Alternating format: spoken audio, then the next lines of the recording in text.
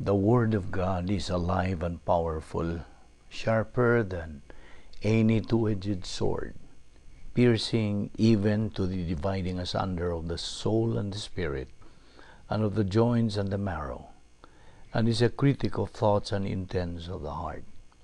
All Scripture is God-breathed, and is profitable for doctrine, for reproof, for correction, for instruction in righteousness, that the man of God may be mature, thoroughly equipped unto all good works. Study to show thyself approved unto God, a workman that needeth not to be ashamed, rightly dividing the word of truth. The harvest truly is plenteous, but the laborers are few. Pray ye therefore the Lord of the harvest, that he will send forth laborers into his harvest. And let us not be weary in well-doing, for in due season we shall reap, if we faint not. For I am not ashamed of the gospel of Christ, for it is the power of God unto salvation to every one that believeth, to the Jew first, and also to the Greek. For therein is the righteousness of God revealed from faith to faith, as it is written, the just shall live by faith. For the preaching of the cross is to them that perish foolishness, but unto us which are saved it is the power of God. But if our gospel be hid, it is hid to them that are lost, in whom the God of this world hath blinded the minds of them which believe not, lest the light of the glorious gospel of Christ, who is the image of God, should shine unto them. Your word is a lamp unto my feet, and a light unto my path. And the gospel must first be preached to all the nations. Behold, the days come, saith the Lord God, that I will send a famine in the land, not a famine of bread, nor a thirst for water, but of hearing the words of the Lord. My son, do not forget my teaching, but let your heart keep my commandments. For length of days and years of life and peace they will add to you. How happy are those who hear the word of God and obey it. But be ye doers of the word, and not hearers only, deceiving yourselves. Before anything else, di pa kita padayon sa atong pagtuon sa pulong sa Dios, nining atong ministry. If you are a believer in the Lord Jesus Christ, be sure you name all your sins directly, privately to God the Father, in compliance with God's mandate. In 1 John 1:9, if we confess our sins, God is faithful and just to forgive us our sins and to cleanse us from all unrighteousness. Kaya humani mo buhata ka na ikaw mapunan sa Espiritu Santo, o gana ka na ipag-imbitay sa Dios, o andam ka na usab sa pagpadayon sa pagtuon sa pulong sa Dios. Apanalang kanimo higala, who has never personally believed in the Lord Jesus Christ as your Savior, the issue you are facing, dili ang imong pagkumpisal, kundi ang imong pagtuo kang Ginoong Hesukristo ingon nga imong personal nga manluluwas. Kiniagi og pagsunod usab sa pulong sa Dios. Believe on the Lord Jesus Christ, and thou shalt be saved. Therefore, magampo ta sa hilom.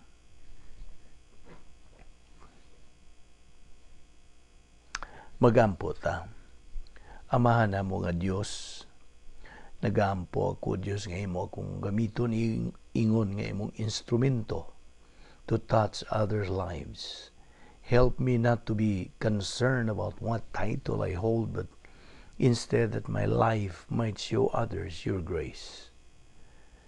We are indeed grateful to you, Father, for the privilege of assembly worship, and hence having the privilege of having fellowship with you and your word, which lives and remains forever. We thank you that your word is forever a lamp unto our feet and a light unto our path, because the entrance of your word giveth life. It giveth understanding to the simple. And therefore, as we approach thee in the study of your word today, we ask that you will open our hearts to the truth, that we may fulfill the objective of growing in grace and in the knowledge of our Lord and Savior Jesus Christ.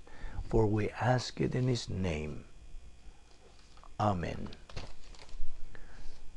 Okay. Yan, nasab kita sa atong panag-uban sa atong Bible study through the YouTube and Facebook under the Vic Balbido Evangelistic Ministry.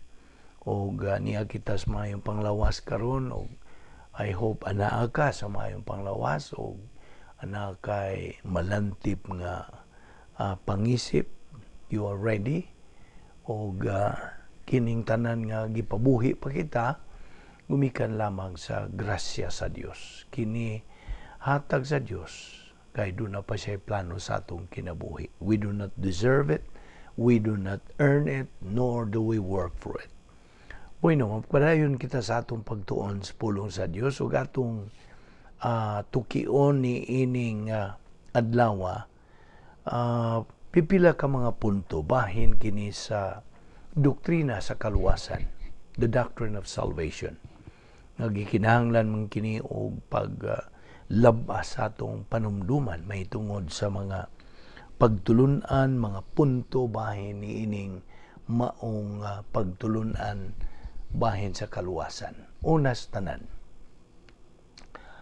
ang kinaiya, ang dibuho, ang kalihukan, ang kalunsay sa plano sa Dios sa kaluwasan, og ang iya kining kalabutan ngadto sa kinaiya sa Dios nagafunksyon sa usara ka paagi. Balikon ko sa pagingon nga usara ka paagi, in one way only. Now, ang Dios nagasangkap sa kaluwasan alang sa tanang sakop sa kaliwatan sa tao in one way, and in one way only. Maura ka na. Dili duha, dili tulo, usara gyud ka paagi. Ang Dios midibuho, midisenyo sa universo nga kini mo lihok to function in one way.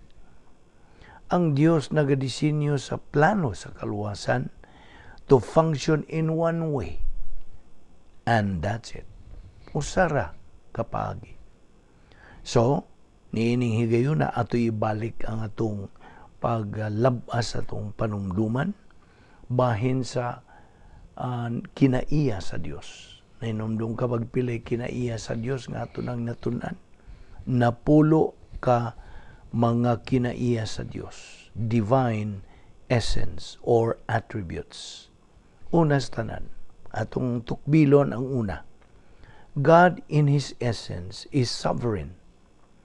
Siya gamhanan, labaw nga gamhanan, labaw nga makagagahom. Kini nagpasabot nga siya gamhanan, supreme one sa tibuok universo. Ana siya pagkalabaw sa tanan. He has supremacy. Doon na siya pagkagamhanan. Apan naa siya kabubuton. He has volition. Ang gitawag sa in English og sovereignty.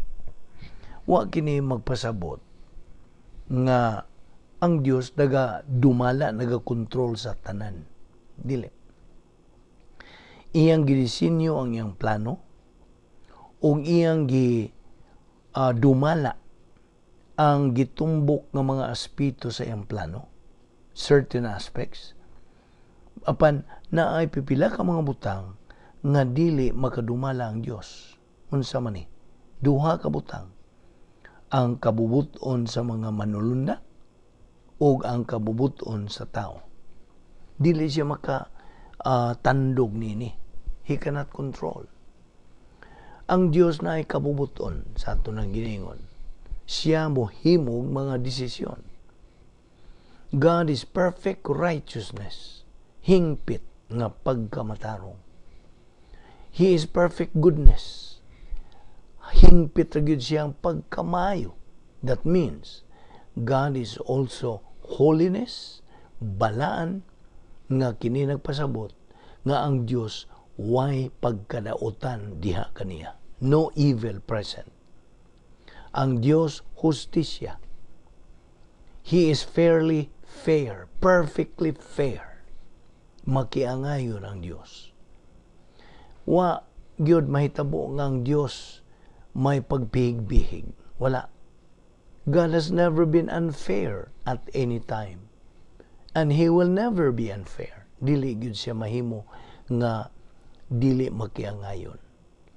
Makita nato sa mga inhustisya nga nagpanghitabo all of the time sa kasaysayan sa tao. We have seen ang mga makalilisa nga mga inhustisya, a horrible injustice nga ginabuhat batok sa pipila ka mga tao apan dili kinigikan sa Dios. That's not from God. Ang Dios mitugot nga mahitabo kana. He has permitted it. But God is fair in allowing it to exist. Makiangayon siya. O aron nga imong masabtan gyud kining maong pagkasulti, ikaw nang inahanglag daghan pag yung kahibawong doktrina. You need a great knowledge of doctrine. Apan ang Dios wa gyud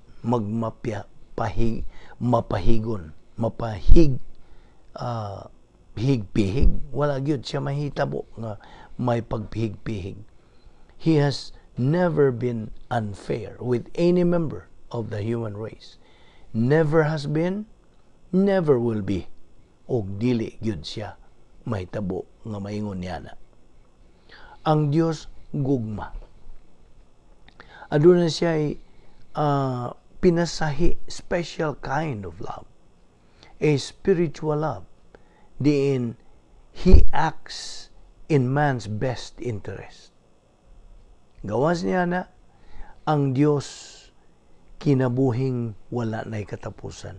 He has no beginning. Wa siya sinugdanan, wa pud siya katapusan. Wa mo tungha ang Dios gikan sa diing dapita. He did not come from anywhere.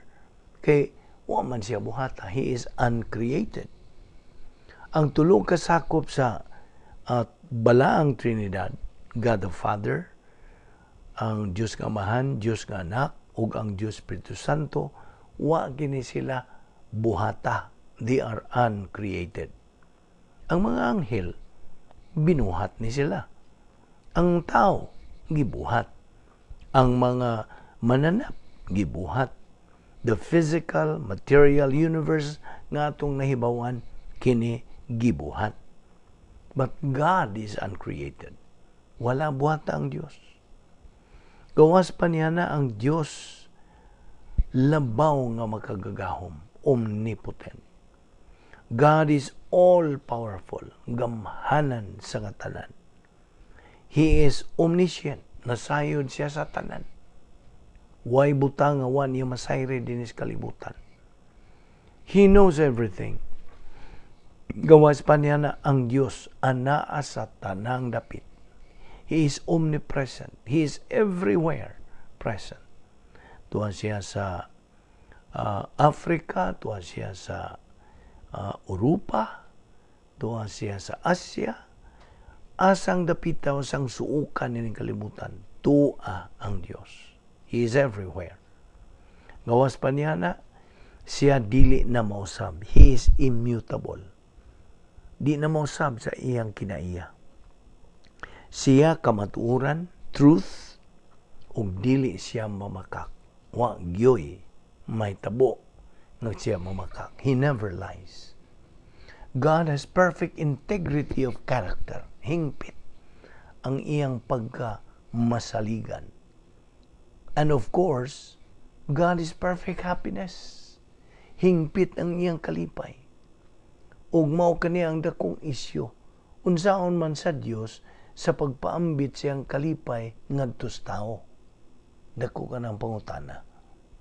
Now, we take the nature of God, ang iyang Diyos nun nga kinaiya, and reproduce it to represent sa tulo ka sakop sa Balang Trinidad. So that ang matag tao makasabot that while we have three different, doon tayo tulo ka nagkalahi, distinct personalities of the Godhead, silang tulo have exactly the same character. Susama ra sila. Managsama. Ang unang persona sa Balang Trinidad nga maong Diyos nga Amahan, siya ang author sa divine plan. Siya ay nagasuwat nini, nagamugna nini. Ang ikaduhang persona nga maong anak, si Ginoong Jesucristo, mao'y nagatuman nining plano sa Dios. Ug ang ikatulo nga persona sa Balang Trinidad, ang Espiritu Santo, siya ang Dios nun nga nagasulat, divine author of Scripture, ug siya ang nagapadayag sa plano sa Dios. And man is on the other side, tuwa sa pikas, with his volition. Kaya ang tao na may kabubuton, na ay duha ka bahin na yung kabuton, na ay maingon og oo, na po maingon og dili. Yes or no. Okay? Positive pole and a negative pole. Og between the two, taliwa nining duruha, mao ang gitawag nato og babag, a barrier. Kaya ang barrier gituko diha resulta kato sa negatibong kabubuton ni Adan ug ni Iba dito sa Arden sa Eden. Sao man misupil man sila sa mando sa Dios. Ug mao to nga diha-diha gitukod ang maong babag. Okay? So mao na nga and this barrier kining maong babag is made up of 6 different parts, unom ka mga parte nini. It is made up of the problem of sin, suliran sa sala, problem of penalty of sin, suliran sa silot sa sala, the character of God, ang kinaiya sa Dios, ikaupat, relative righteousness, ikalima, physical birth, ang iyang pagkataong sa lawas, o ang ikaunom, position ni Adam, kahimtang ni Adan. Tungod kay in Adam all die. And the God the Father mihimog desisyon dito sa eternidad. Kaniadtong eternidad at the Eternal Life Conference, naghimo sila og inunta meeting ang tulo ka sakop sa Balang Trinidad. Mipatawag og meeting ang Dios nga Amahan. Okay, mag-meeting tagun-saon na ito pag sulbad nining suliran sa tao. Kini nga itong binuhat nga tao. Wa man sila laing dangatan, kundili ang impyerno raman. Linaw sa kalayo. Unsaon man nato nga mapahibalik sila ngari ka nato. So, sa ilang tigom, isa si Ginoong Jesucristo, miingon siya, ako ang mubuluntaryo. Manaog ako niya ng labihang gamayang kalibutan, the tiny earth, aron sa pagluwas sa tao, mumikan sa iyang kahimtang nga pagkamakasasala, nga mo'y nagakondem lang niya ngadto sa linaw sa kalayo. I will go down into that tiny earth. I will die for them. Mo katoy pag voluntaryo ni Ginoong Jesucristo. Ug ang Espiritu Santo pod miisa siyang kamot miyog ako ang akong buhaton mao pagpadayag, to reveal, pagpatinaw bahin nining atong gimugna nga plano sa kaluwasan. So diha sila function. Ang Dios nga Amahan mao ang author sa plano sa kaluwasan. ang Dios nga anak mao ang nagatuman sa maong plano sa kaluwasan, ngumikan kay siya may miadto sa krus ug nagpakamatay tungod sa atong mga kasalanan. Ug ang Espiritu Santo mao ang miboluntaryo sa pagpadayag sa maong plano sa kaluwasan. Now, so ang plano sa Dios essentially involves the second person of the Godhead, si Ginoong Jesucristo, nga nahimo siyang sakop sa kaliwatas tao at the point of the virgin conception and birth. Sa iyang birhen nga pagpanamkon ni Maria o birhen nga iyang pagkatao, nagipanganak siya. So, and after living a perfect life, si Ginoong Jesucristo nagapuyo man din sa kalibutan sud sa pila ka tuig? 33 years. Unya, 30 years later. Okay.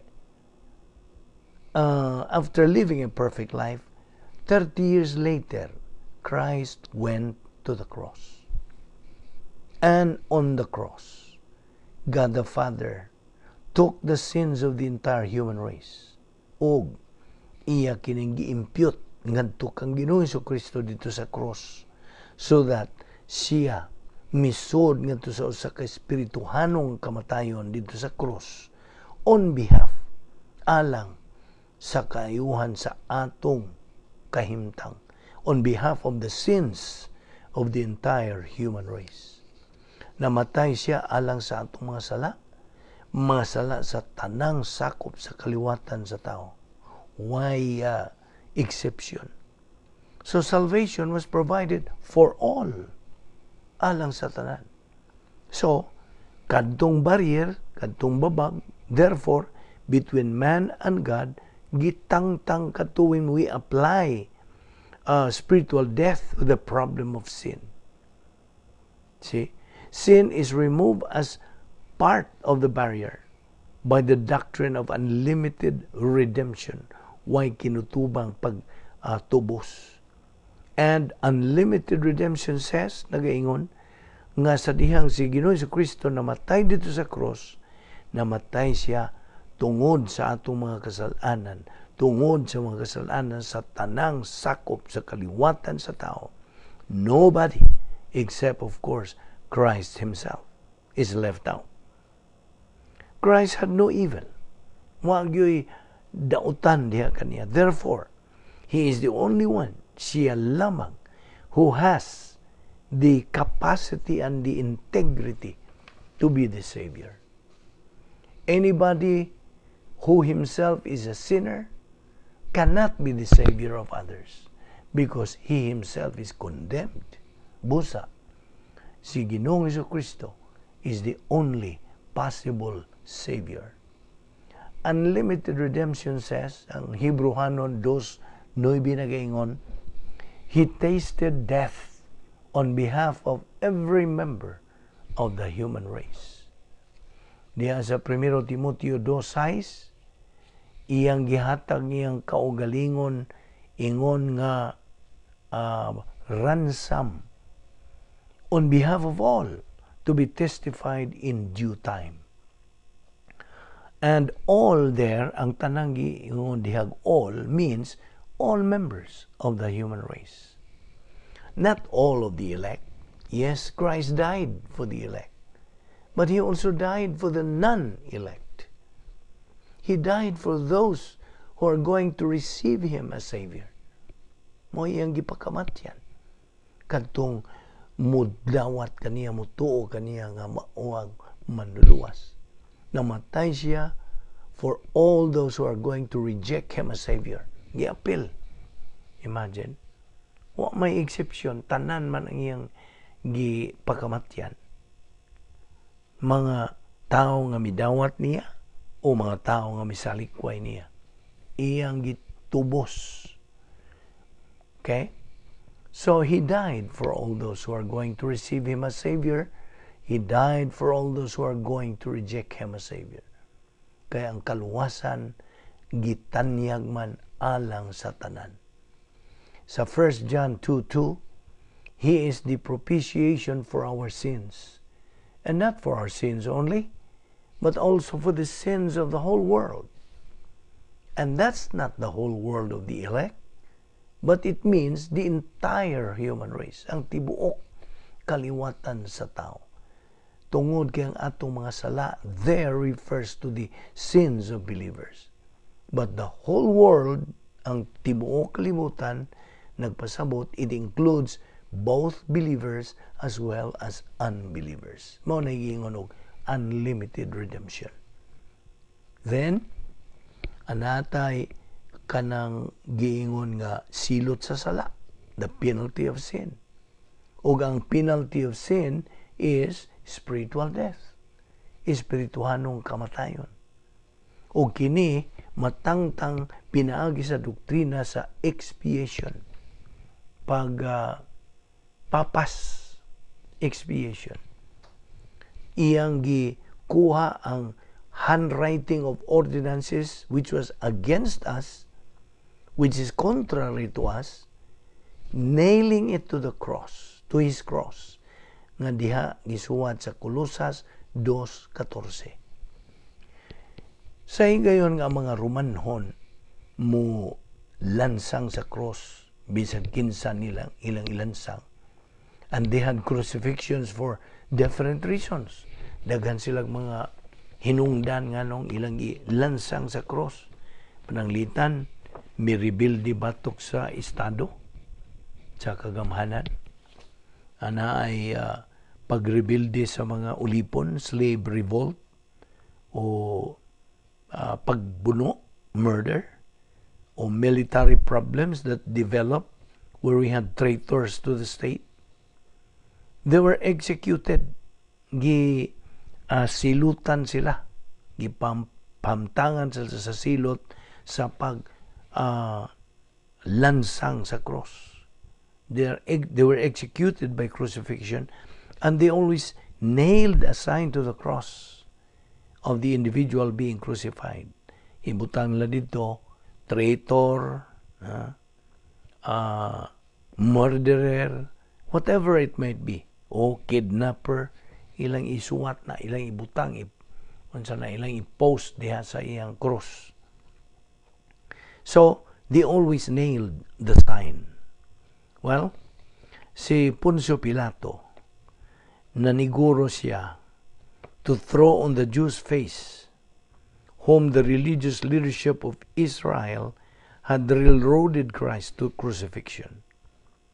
Si Poncio Pilato nasayod nga si Kristo inosente, way sala. But he did not have the backbone to stand up. Wag yun siya kaisog sa pagbarog against the religious leadership of Israel. Diha siya gahom military power, apan wa siya backbone, wag yun siya kaisog o pagbarog nga mohimo niini. He was afraid for his own political career. You see? Always a grandiose mistake. And so, gilansang nila si Ginoong Kristo dito sa cross, o unsay gibutang dito sa iyang cross, King of the Jews, hari sa mga Hudiyo. And he had written in Hebrew, in Greek, and in Latin. Natuod kining expiation. Ang pasabot ning expiation is pagpapas sa silot sa sala, gitangtang. Then we have the character of God, specifically His righteousness and His justice. The standards of God are not compromised. Dili makompromiso. You see, the big issue in salvation is, how could God provide salvation for the human race without compromising the nature or the integrity of His character? Mao ni dakong issue sa kalwasan. Og there is only one way to do it. Usara gyud kapagi. And that is to satisfy the demands of the character of God. Pagtagbaw ra gyud sa kinaiya sa Diyos without compromising the nature or the integrity of His character. And here is the way it provided. Christ is born, virgin born. Therefore, He becomes a member of the human race. Nga why unsa pag impute sa sala ni Adan nga to kaniya ug wa gani siya unsa kinaiyang makasasala.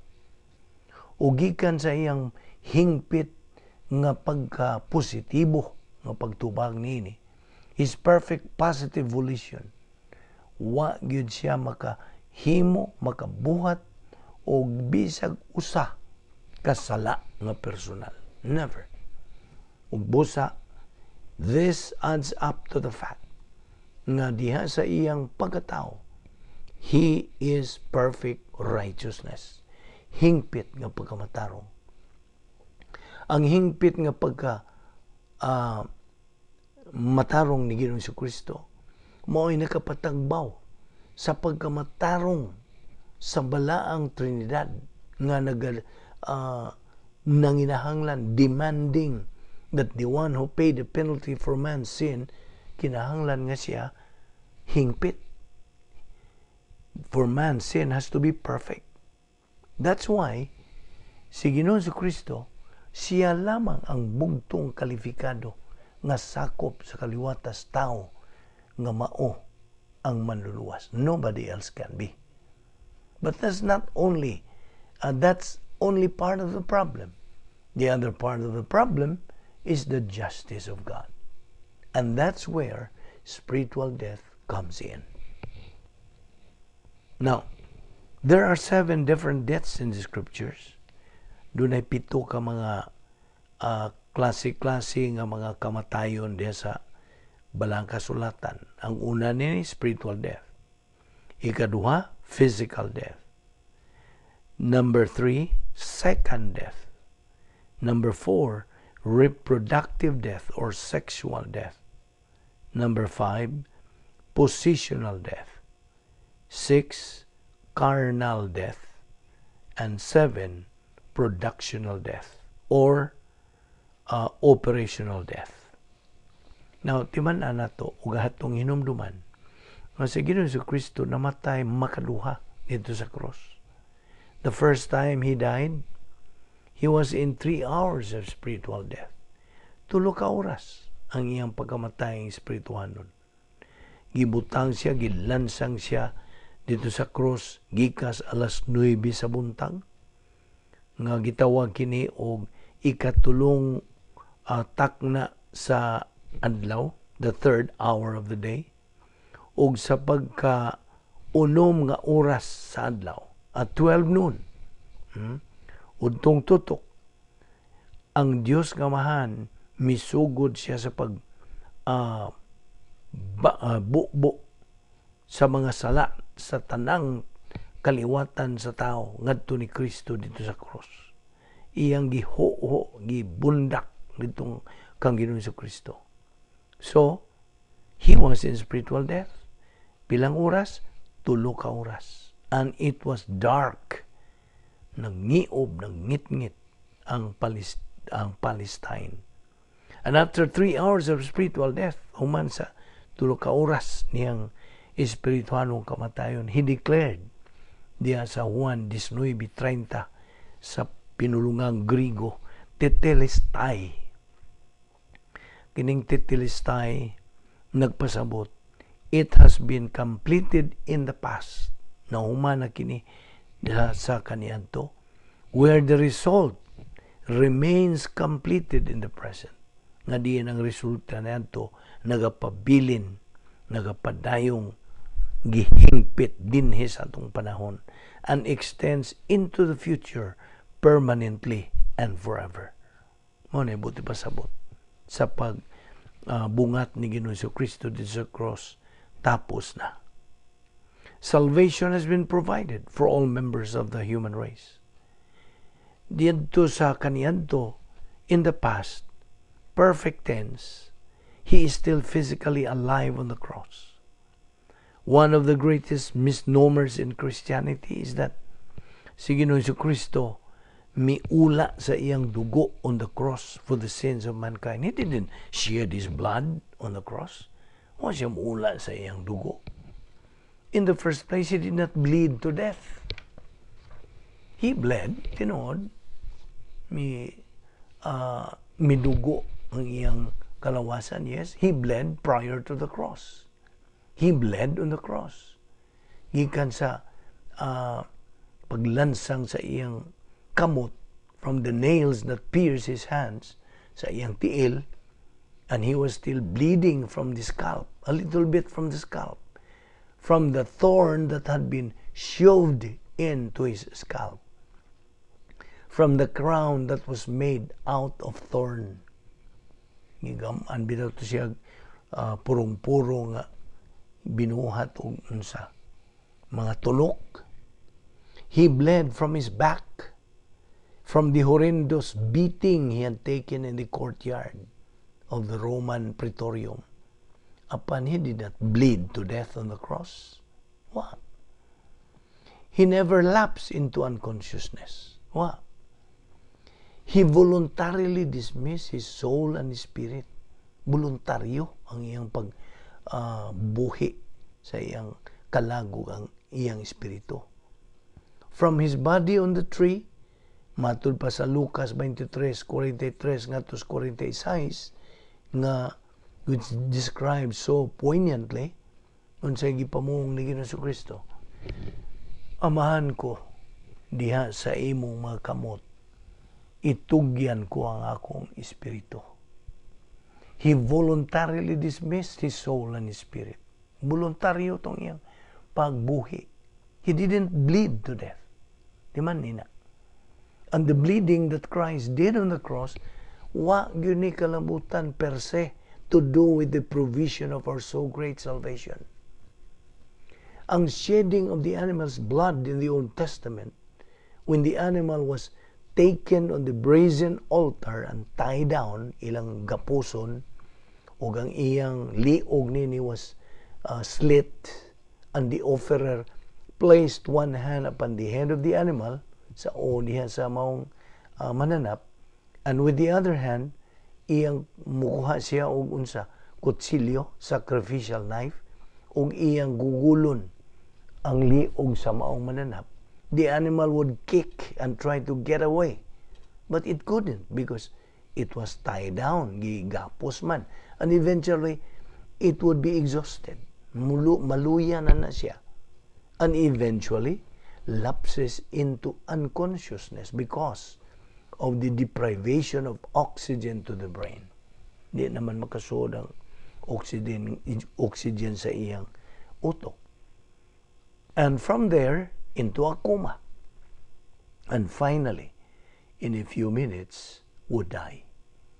Now, it was the loss of the animal's blood nga mao'y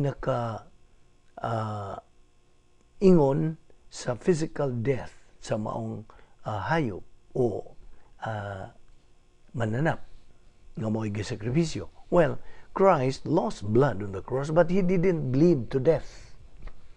And his physical death, ay yung physical nga kamatayon therefore, was not caused by bleeding to death.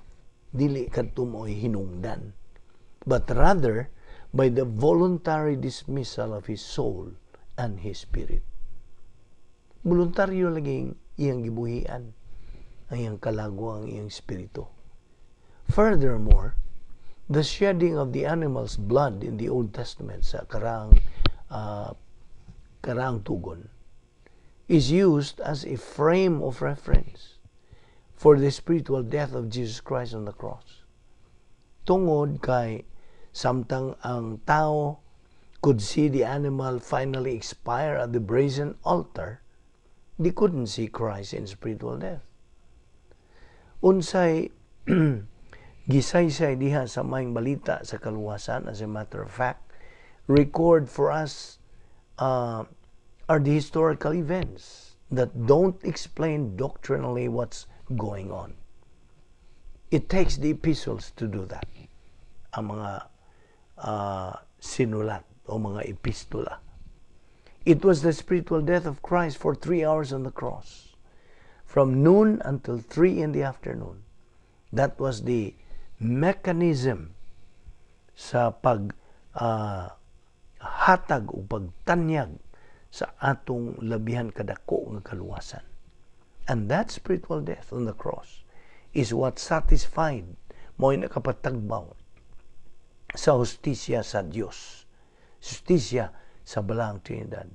So the righteousness and justice of the Godhead natagbaw nini, or the biblical term as propitiation.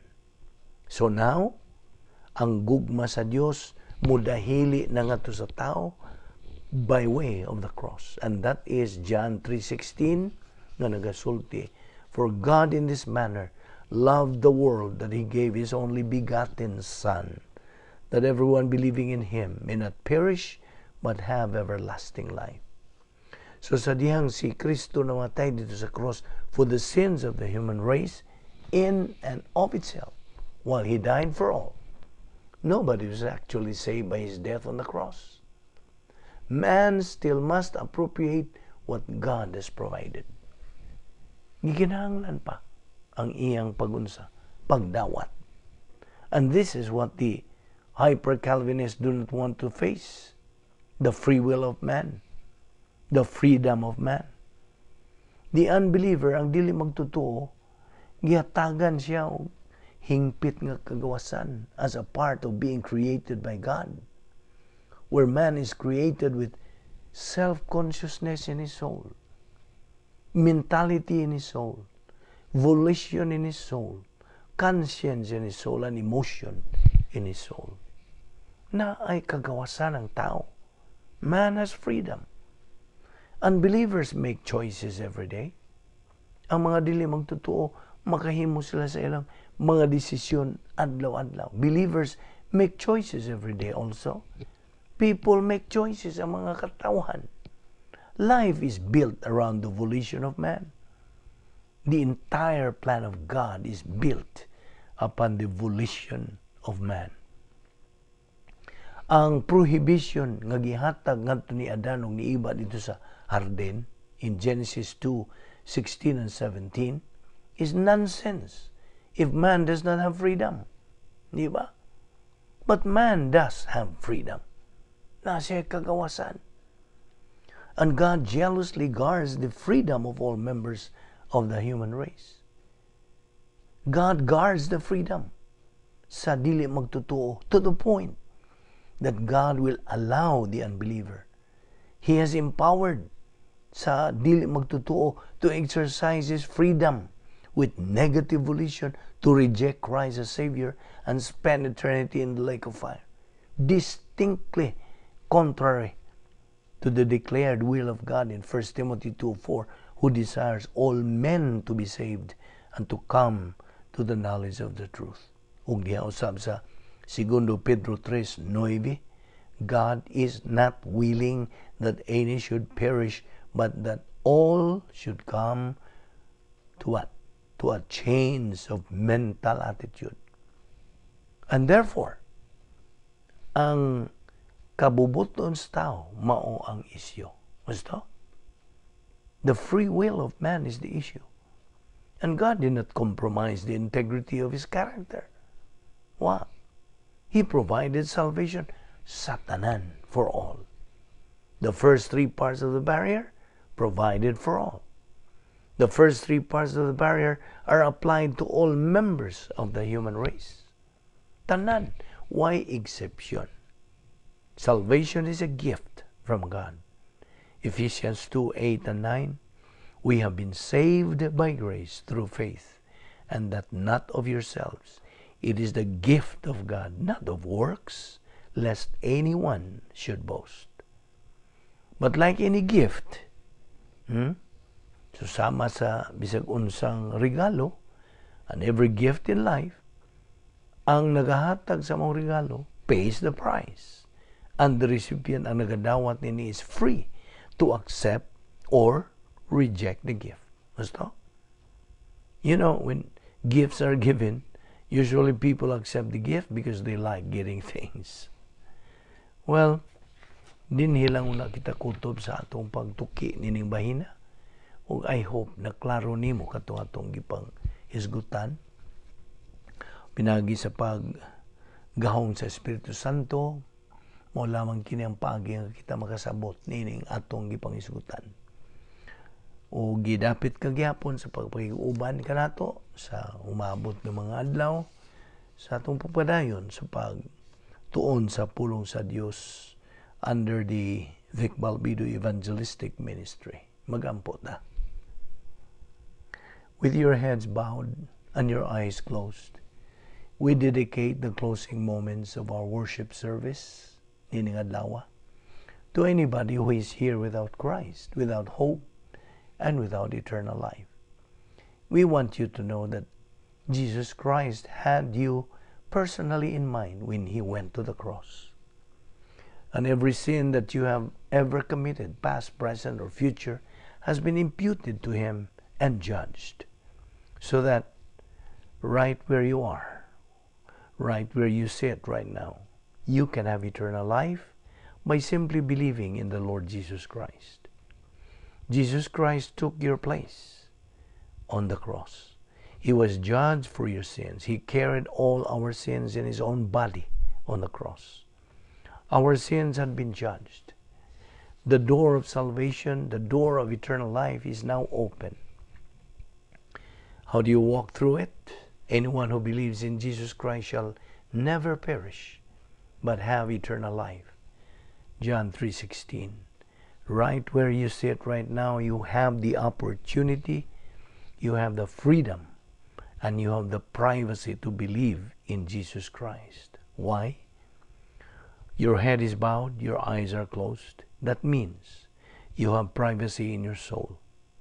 Your soul is where you think. Your soul is where you make your decisions. Volition or free will belongs to the soul. And right now, in the privacy of your soul, forming the sentences in thought only inaudibly, you can tell God the Father that you are believing in Jesus Christ. And that is the moment of eternal life for you. Your option, your opportunity. Magampo ta. We are grateful, Heavenly Father, for the privilege and the opportunity of fellowshipping in your word today. Challenge us by these things, for we ask it in the name of our Lord and Savior Jesus Christ. Amen.